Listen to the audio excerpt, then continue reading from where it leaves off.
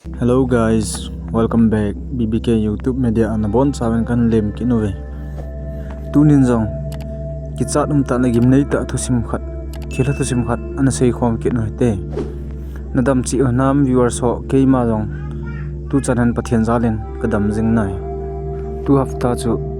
video kan simman pon hizong lawai ke ta le ong le. Tunin thusim gim nei ta kichat ta khat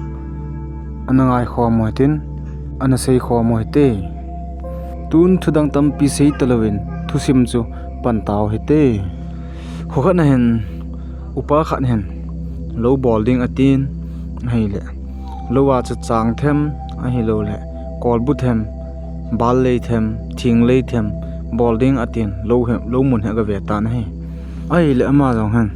Loumun chu adei na lai ta khan he aga ve en ai le chang la mim chuting le muchi phanti atina pen khat chu an ki nen azinga hin tha hon he agoi ta na he ama hon jong he chun lo awa na wen athon goi chu to awa na wen len pita pi he an wa do wen he ama hon jong hen alo nei pa hen alo mun he awa dinga he taw na jing cha jang manglowa he anawa dan a hen hi ji chun amun he aman a het lo wa nga he mun Phalou khat he ana hi khada na hi ai le alo awa chai pha nen in nila ahung tan in lang ahung ama hojong aki cholwin hidi chun lo nei pa cha ai mutla na hen mang khat he ane yin na hi amang chun koi a hi jong ki hello khat alim jong aman jong amu di lo ai wa nga chu he chi pa chun thimla khat na hen he chi lo nei pa hen asei na chun hichilai mun he ka kho ka vengo he idinga nangin asu asa behila hetia he nahung wa nam tin amanga chun pho tan na phoin he ai wanga chun ama chun koi hi jong he pon heti chun anangai hlan ai le ama chu amanga chu analung hang dan hle he ai le ama jong jingka hong hetan jingka hongi phan hen man jong heti chun amang chu agialen ai wanga chun thupi be sian gyal pon lo langa hen achi kitan he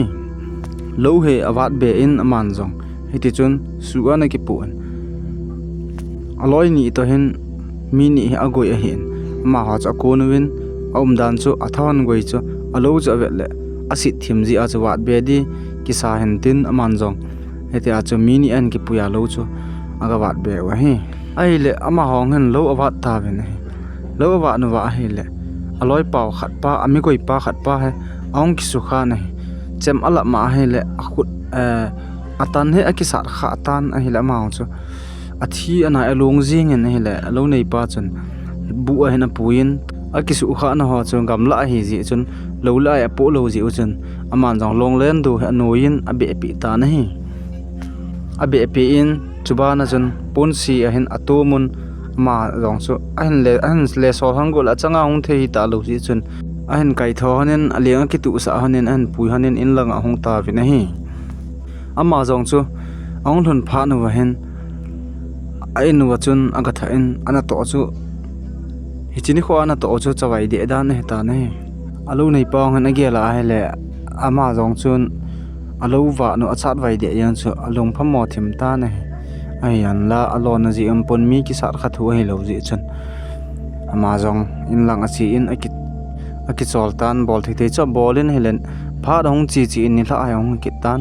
ama jong he I moding a hin alum kitan hi ama jong ai mo kitan ai mon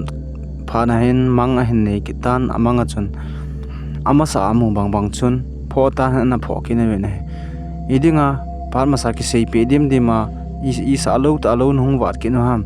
tua nong wat be kin wa le chi sanga tua ki sukha khapa chu ima thupi ai poi tua nong kin wa ai le sanga kho cha su ka bol din hi ve atin amanga chun anagi sa kitana he ai la ma jong pha nong chin jing kho hong wa kitana ma jong han mi khat ma he atim kin ne hi la ma cha lo wa na chi kita ve na hi lo wa no wa hi le he chini a chun alo nei pa chun mi khat ne go yin su ni hluma chun na atong honen ong ki le hon ta ne he chini kho chun ima ati pon hi la jana hen mang nei kitana amanga hen sei ngai lo mong dan na he tuan hong kon kitin la I tabang thil tu dham ana ki vet ta na tin amanga chana sei pi ne ai la ma chun zana mang ki ne ya ki ko na ma ki ti lo tu ni jingten la hen mi thum mili ngakiti ma gawa chai pai ding ti hin plan agong ta na he ai la pha hong chi chi in hi la jing kho hong wa ta na ma no mi thum mili cha ki ti men lo wa ding a chun a chi ki ta ve ne ai la lo he awa na ven a hlong ven cha do na ven lo awa na ven he la ima chu ati sam po ven sun chan cha ai la sun zo hen alo nei pa chem chu iti a jong ki do ngai lo chu ai la ko na wa chu no ha sa na thinga sa na he la hong ki do na leng pai pain ai la loi pa cho a kholi che jeng in he oi pi ta he kho pi in he la among hai thei ta lewin te chun chom khat chu a holimen chi zo phat chun holim so thei ta lo chun a hai na tan tan he la ma jong chu a thi pai pai ta na hi alo nei pa to agoi ho cho ki thovin he la ma ho chun su zendam thei ding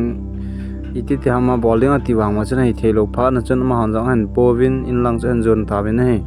nen polong wen he la in chol hut pha ma chen ko te cha ka to ma to thowen hin la athi sa cha dam thei ta lo ji chun dan dung zu ye chun aman jong along man de cha ngai to in ti chun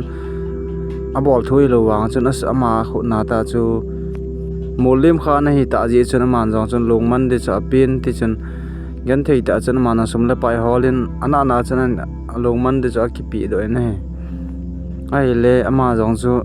pha hong chi chi in zan hong ki ta na ma ai mut na chun amanga chun hen ki musa kin win he chi lo nei te ti dham khonei te ti dham thila ho chun an ki musa kin win hi chan gei warning ki pi a hi wanga nang man ka warning na sa am lowa na ko ya ta chu lo nong wa te te ya chan chu na tu he tin ho ka ti jan na ho kin win he ai la pha hong chi chi in jing kho hong wa ki ta na ma rong chu i te ki si wanga chan amang cha gialin hi le kamang ma so chu kana ta sana lo chu kana bol da jing hele hi chan ge thil ima cha ki to loading atin man ha se ni ki sin hi wanga chuna kan ta pon he te se hon na se hi na ma wen nong ki si sa ma ki si a phai ana tiu chu adi den mong he ti han gyal do hin la ama cha vai ge na heta na he golte ho ma thusima pana he do theu chu hi a hele lo he hoi lai mun he tale iwa di ten le hen pathin he nga taw na phathe cha ma na hele he che thila sanga ho jong so na na ho jong le awat do jeng theo hin la tawna na man lo ji le amang ho ta chu anan gial thupi lo ji achan ge cho tu hen hi ji chun lo ho he wa di tinga hala pathin he nga phatte cha ka do pathin he nga tawna ma na ting la bo lo he wa de ti jong chu ga ke sa no mu vin a hi viewers ho tu ni thusim se chu hi chan chu hin tin aba jong thusim ta ho he hin se jing di hen hi ji chun vai ge jep ji jong le lung hi mo lo ten ananga ajingote ti jong chu ga ke sa no mo he viewers so suna ngai jo se sun pha jana ngai o si jan pha na bonon dam selun lang aban he next video a ibon cha ve na ki moto ki taw hete na bonon bye bye